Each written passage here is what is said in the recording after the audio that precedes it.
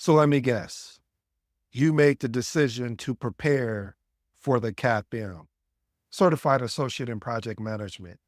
Now, I've been getting requests of, hey, what is the CAPM content outline and what should I be studying? And I thought, it's time. So family, what I decided to do, depending on how everything goes and the feedback that I get from you, we are going to cover, this is part one. I think I'm going to do probably multiple parts because I want to see where people really need the most information at. So with no further ado, let's just jump into the content. Again, if you are striving to get your CAPM, just know this is one of those amazing steps for your career, especially if this is something you're looking to be committed to and not just interested. Now, if you're looking to be interested, then this may not be for you. But for those that want to take a chance and bet on themselves, for those that are really truly interested in falling in this thing, what I love, what I hope you fall in love with, called project management, let's jump into it. All right, here we go. So first of all, we're gonna go very high, and then we're just gonna dig right into the content outline, so that way we can make sure everyone is aligned. So first of all, CAPM eligibility requirements. We've talked about this many times, family, but this is a perfect place here. So educational background and experience. So again, you just need a high school diploma or a GED or a secondary degree or something that is globally equivalent. The great thing about this is if you're thinking about getting into project management, there's no project management experience required. Again, I'll repeat that. No project management experience required. What does that mean? That means that normally if you're going to go after the PMP, even the ACP, there are requirements of actual experience that's required. You can get started on this today, right away, as long as you meet these requirements. Again, high school diploma or secondary degree or GED. And then the major one is 23 hours of project management educated completed before the exam. All right, now the price tag on the CAPM certification. As of this recording of 2024, the CAPM price, if you are a PMI member, is $225. If you are a non-member, it is $300. Now, you know I'm going to give you some food for thought. If you decide to go with the PMI membership, and again, this is only for people, I feel like I'm selling their membership, but it really is effective and efficient. I would never tell you guys something to do that I'm not doing myself. And I stand by that. If anyone wants to call me out on that, no problem. I'll show you my membership number. But again, paying $159 a year is worth it if this is something you're looking to be committed to. And what does commitment look like? After you get your CAPM and then you get the number of work experience that's required. And then the next step would be the PMP. So the PMP, again, as currently as 2024, I got to say that a lot because of the fact that the prices have went up. So if you are a member is $425. If you are a non-member is $675. This is for the PMP. Now, reason why you see the $91, if you really do the math, it's just better just to go ahead and get the 425. To pay the 159, and then you would pay the member price, which is 425, and then plus you'll have the membership for a year, and you're saving $91. That is definitely the better way to go. All right, let's go into the examination information. So the CAPM examination and the PMBOK. The exam has 150 questions. It's broken out into 135 of those questions are actually scored. And then there's 15 pre-tests. I know what people are thinking. Well, how am I going to know the pre-test questions versus the score? You won't. That's just how PMI rolls. Keep that in mind. Again, if you run into some of these pre-test questions, don't get frustrated. Trust the journey you've been on. And I'm going to give you a lot of great information here today, especially if you're someone that is in preparation mode, or if you're just thinking about going after the CAPM. And the allotted time for examination is 3 hours. The CAPM exam is based off of PMBOK 7. PMBOK 7 has 8 domains and 12 key principles of project management, which is something I may cover in a later episode, depending on how this episode is received. So these domains of principles provide a comprehensive framework to navigate complexity in modern project management as outlined in PMBOK guide. And again, if for those for PMBOK, that acronym stands for Project Management Body of Knowledge. All right, let's jump into the good stuff, what I know you guys been patiently waiting for, but I had to cover that. Now that we got that out the way, now let's really get to work. We're going to unpack this, and there's 4 domains in a sense of project management fundamentals and core concept. Then you have predictive plan-based methodologies. You have agile framework and methodologies. That one right there, I'm actually probably going to spin out, if again, depending on how everything is received, I may just come back and just do that second instead of it going third on that one. And then business analysts and framework. And the reason why I said I may come back to that, because I'm starting to see, even in real world project management, as they say, but I'm starting to see a lot more organizations go to the agile mindset. And I think, and it's 20% of your exam, which is going to be key. So let's cover it. So again, project management fundamentals and core concept, there are 5 tasks, and that's worth 36%. That is the bulk right here. So today, what we're spending on is the bulk. And then this is the content, the CAPM exam content outline. The next one, predictive plan-based methodologies, is 3 tasks here, and it's 17%. Agile framework and methodologies is 5 tasks, and it's worth 20%. And then the last and final one is business analyst framework, which is 6 and 27%. So in total, you have 19 tasks in total for all of these domains that were listed. Domain 1. So we're going to unpack domain 1 today. And again, tell me what you guys need more of, or what did you like, what did you dislike, and we'll take it from there. Here we go. Project management fundamentals and core concept. Here's the breakdown. First, I'll give you the overview, then we'll really unpack this. Project definition. A project is a temporary endeavor with a defined beginning and end, undertaken to create a unique product, service, or result. Again, to create a unique product, service, or result. It differs from operation, which are ongoing and repetitive. Family, watch for this, because you will get tripped up on the exam if you don't, I'm going to tell you the key words again: unique product, service, or result. And here's the major one right here. It's a temporary endeavor. And then it ends with this, with a beginning and an end.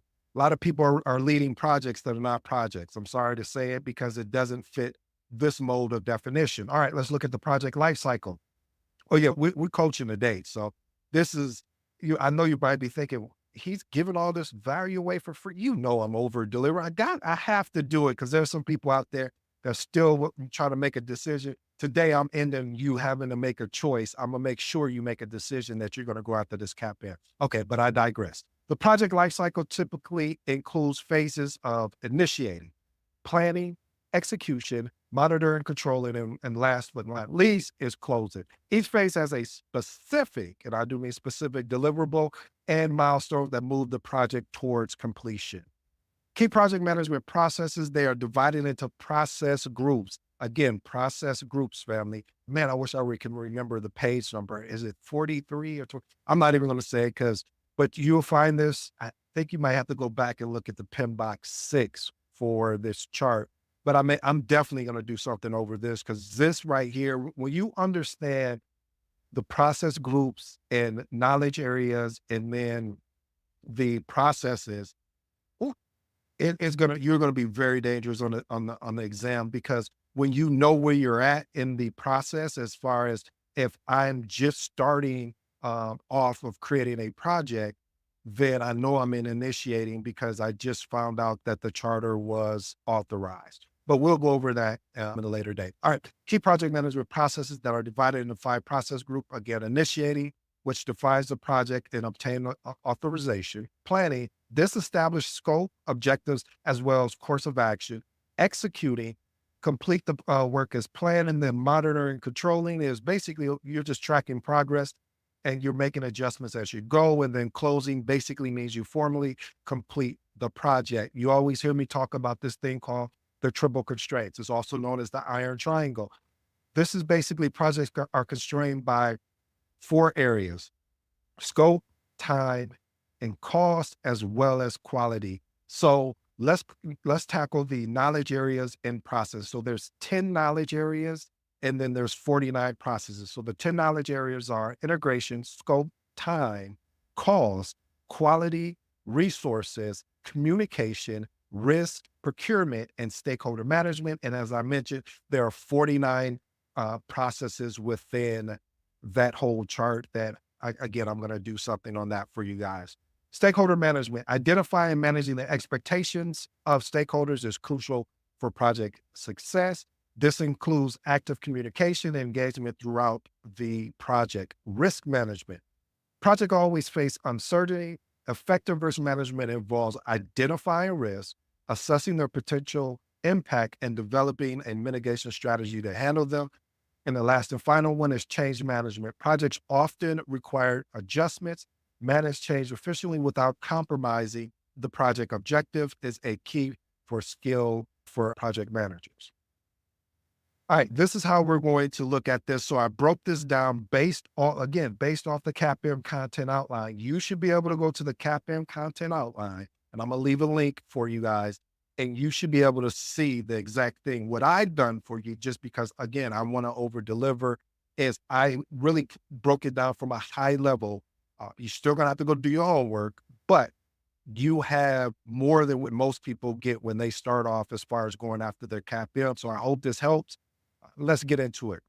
Demonstrate an understanding of various project life cycle and processes. All right, here we go. Distinguish between a project, program, and a portfolio.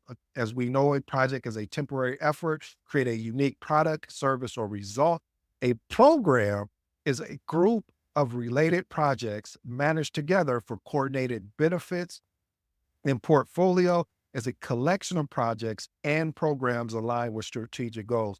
I always see a lot of new project managers that get the program and portfolio confused sometimes because they're similar in a way, but they're really distinct. They're definitely distinctively different. What I mean by that is they're each a collection of projects in a sense. However, what makes a program different is a program is aligned with a strategic goal, where a program is really more of a coordinated benefit. Like you have one project and you're basically managing multiple projects. Okay, here's the next line. Distinguish between a project and operations, as we know what the definition is. Temporary with a defined start and end aimed at achieving a specific outcomes. Operation, this is key, family. If you ever see this on an exam where it talks about ongoing or repetitive, then you know this is not a project, this is an operation. So let's read the definition. Ongoing or repetitive activities focused on maintaining this operations. Let's distinguish predictive and adaptive. Now, you'll hear the word waterfall known in predictive. So in the world that I work in, we use the word waterfall. If I said predictive, they'll be like, what are you talking about? But they're the same thing. Waterfall or predictive, basically same thing, follows a fixed plan with scope, cost, and schedule defined up front. Now, adaptive is more agile, more of an agile mindset where it's flexible, iterative approach, and that allows for changes as projects evolves, particularly in a dynamic environment, which is key. So iterative, I'm saying that kind of funny, but that's how I always say it. But anyway, I digress. The whole point of it is that it is an approach that allows for the project to have consistent and constant change. Distinguish between issue, risk, assumptions, and constraints. This is key. I see I didn't have the assumptions in there, but I do have the issue, risk, and constraint. So I'll have to come back for you on that one. But assumption is just what you assume that's going to happen. So assumption is a factor considered true without proof, including planning. Issue, and let's talk about an issue because sometimes some people call a issue a risk when issue does not become an issue until it flips from a risk to a issue. All right, let me unpack that.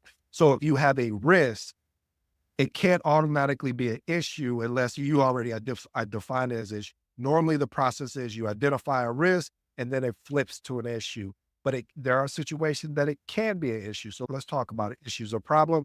that occurred and requires immediate attention.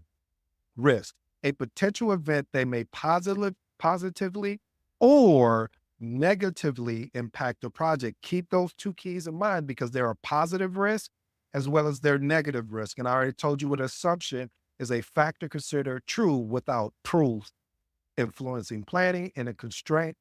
We talked about the constraints, but such as time, cost, or resources. All right, let's move on to we are still under task one, breaking this down a little bit more, demonstrating and understanding various project lifestyle and processes. So here we go. Review/critique project scope. So when you go to your CAPM content outline, you should see that heading, review, critique. Project scope defines what is included in the project and what is excluded, and ensures clarity, completeness, and alignment with stakeholders' expectation without, or I should say, while avoiding scope creep. Apply project manager code of ethics to scenarios. Uphold integrity, responsibility, fairness, and respect in all project interactions. The PMI code ethics and professional conduct requires project managers to act ethically, especially when making decisions impacting stakeholders. Family, that is key. If you're going to be on the test and they may ask you some questions around the PMI code of ethics, and this is a layer because it's all about doing what's right, and especially when making decisions that are going to impact your stakeholders. Okay. Explain how a project can be a vehicle for change. Project drives change by creating new products, services, or watch this, processes that can lead to improved outcomes, innovation, or transformation within the organization. Let's go on to task two. Demonstrate an understanding of project management planning overview. Okay, what does that mean? All right. So demonstrate an understanding of project management planning outlines how to manage scope, schedule, cost, quality, communication, risk, and resources to ensure the project is completed successfully. It serves as the roadmap for executing and monitoring the project. Describe the purpose of the importance of cost, quality, risk, schedule. I get so excited when I'm talking about this stuff because I really want to, I don't want to move too fast, but anyway, I digress. All right, cost. Ensures the project stays within budget. Self-explanatory. Quality. Guarantees that deliverables are meet agreed upon standards. Risk. Identify potential issues and creates mitigation strategies. Schedule. Defines the timeline for project completion, keeping activities on track. Distinguish between the different deliverables and project management plan versus a product management plan. Again, project management plan versus a product management plan. Though this is a tricky one too, because they almost seem alike, but there's a difference. So let's look at this real quick. So I meant to put product deliver. Okay, we're good. Project management plan. Focus on processes for managing the project, scope, time, cost, management, etc. Product management, still got that word focus, but it focus on the creation of project deliverables, detailing the product's requirements and specifications. Distinguish differences between a milestone and a task duration. Oh, I love this because you'll have people that they want to sound all project management savvy. They'll say, well, yeah, so I got my task, they'll confuse a task and a milestone, but this is what is going to make you really have success here. A milestone is a significant checkpoint or event in a project with zero duration. So morally like a project phase completion. A task duration though, this is a difference. The time required to complete a specific activity or a work package. A work package you will see if you're building down your WBS. What is a WBS? A work breakdown structure. That was just extra bonus. But anyway, I digress. Let's get on to the next point. Determine the number and type of resources in a project. Evaluate project needs based on scope, duration, complexity to determine how many and what type of resources, whether that human, material, or equipment, are required for task completion. All right, let's move on down to use a risk register in a given situation. A risk register is used to document, you already know what I'm going to say, documentation beats what? Documentation beats conversation. Even PMI agrees with me.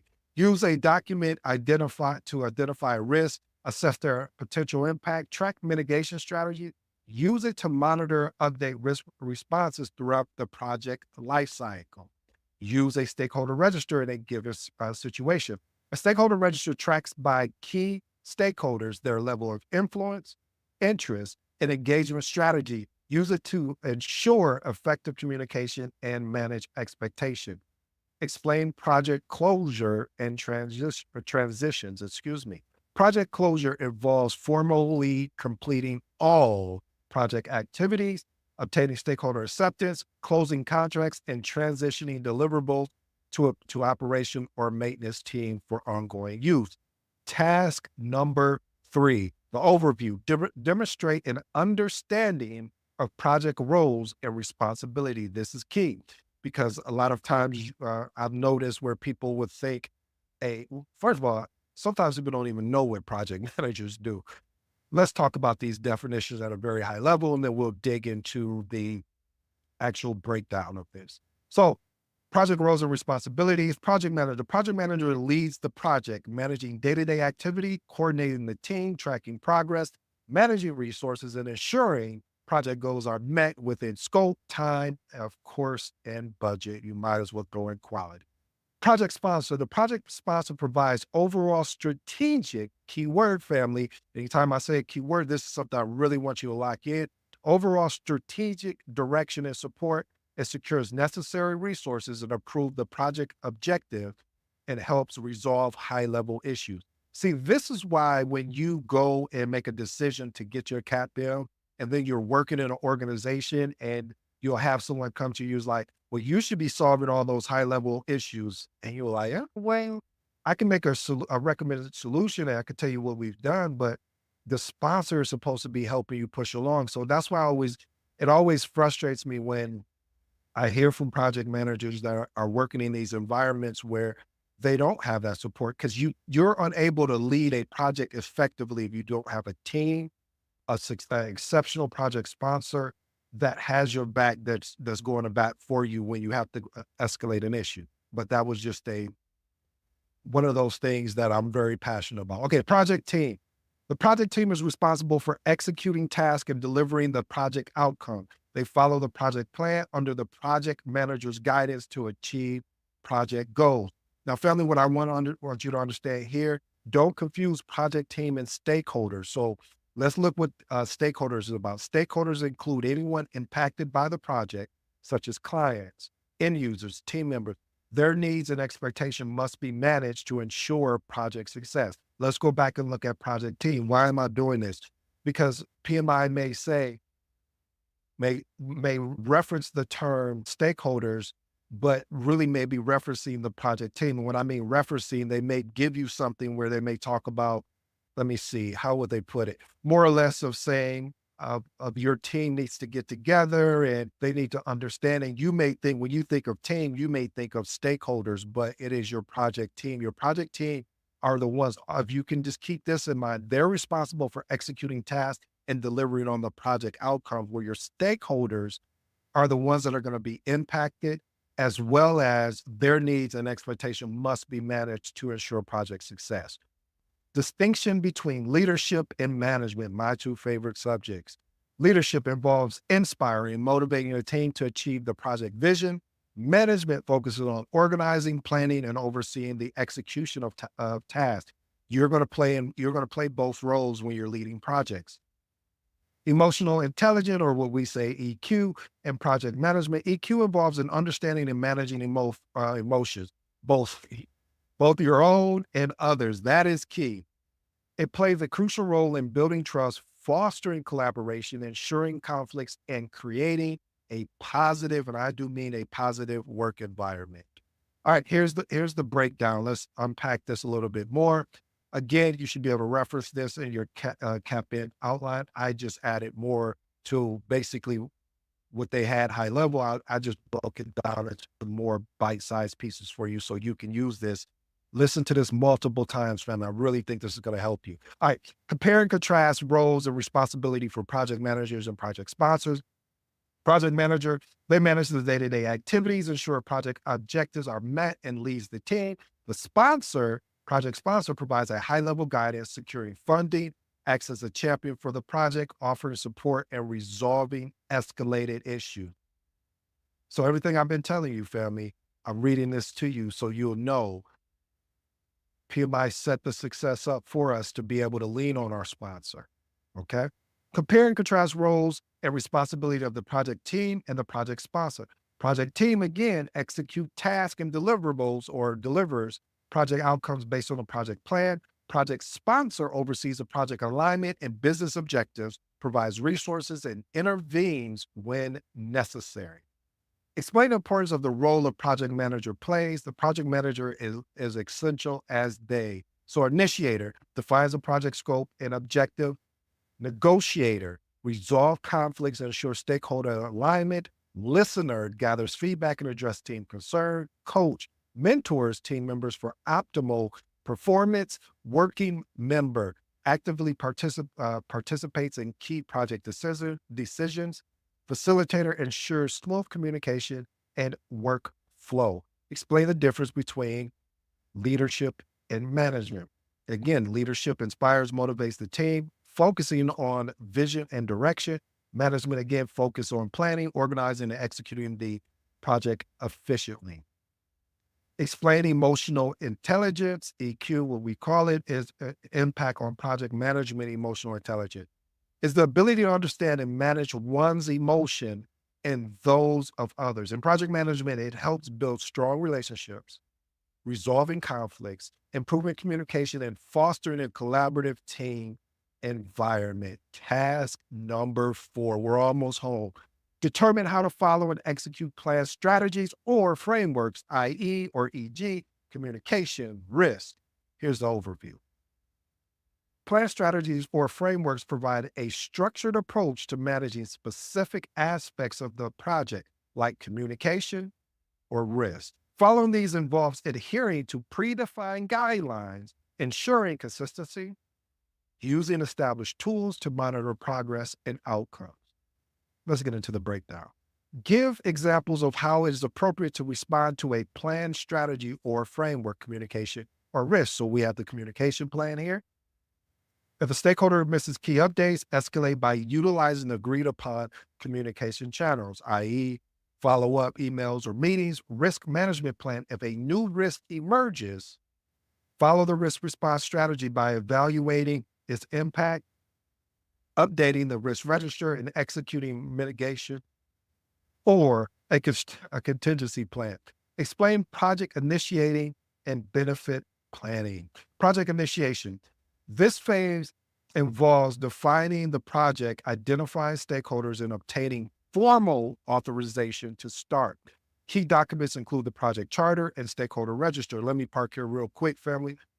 When the charter is formally signed off or formally authorized, that is when officially you can say the project has started.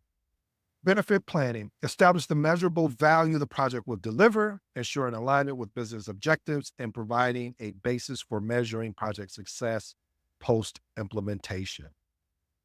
Task number 5.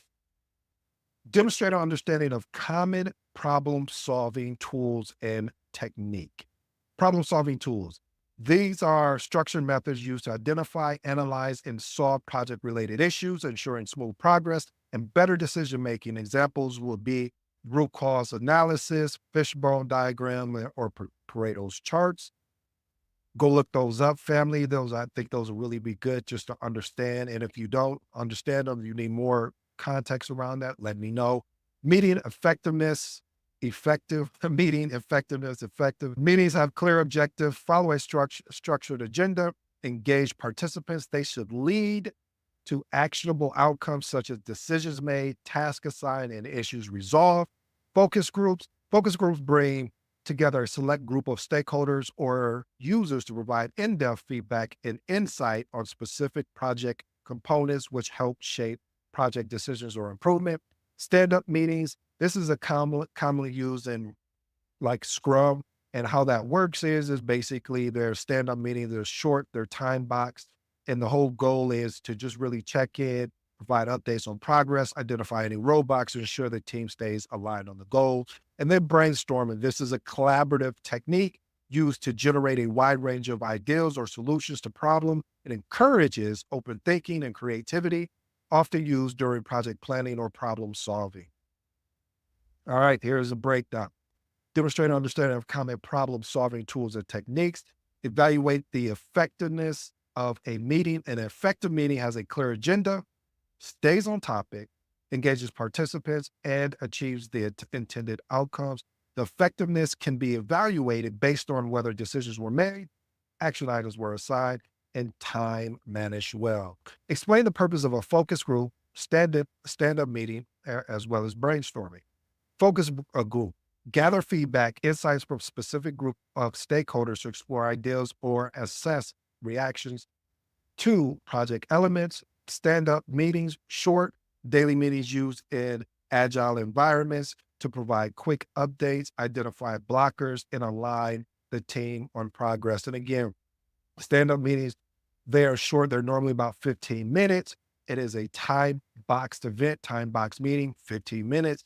This is every day that you're just checking in just to identify blockers for quick updates. Brainstorming, a technique used to generate a wide range of ideas, solutions for problems, or project decisions in a collaborative environment.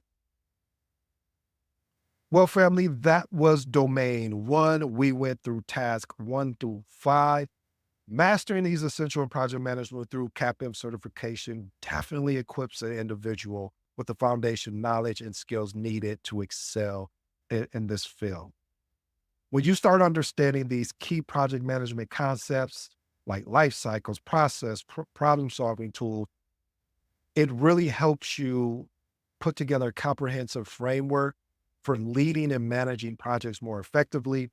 By learning to follow plan strategies, employing frameworks such as communication plan, risk management, and stakeholder engagement, project managers are empowered to deliver successful outcomes. And then finally, which is one of the most important aspects, and this is more around soft skills, but leveraging it or applying PMI code ethics, recognizing the difference between leadership, management, leveraging EQ or emotional intelligence. This really enables project managers to navigate challenges and lead their team with confidence. So with the CAPM, this is truly a stepping stone for aspiring project managers to build a foundation, and they have opportunity to pave the way for long-term success and growth in their career.